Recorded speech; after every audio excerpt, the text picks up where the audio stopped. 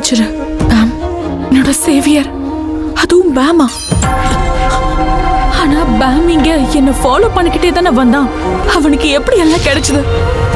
அவன் ஸ்பெஷல் கிடையாது. எதுக்காக நீ என்ன காப்பாத்துன? நீ பண்ணது தப்பு. நான் உன்னை கொல்லணும்னு நினைக்கிறேன் பேம். பேம் கிட்ட என்கிட்ட இல்லாத நிறைய விஷயம் இருக்கு. போகவே முடியாது. அவன் இடத்துல நான் ஒரு ஸ்டாரா இருப்பேன். ரேச்சல், என்ன மன்னிச்சிரு பேம்.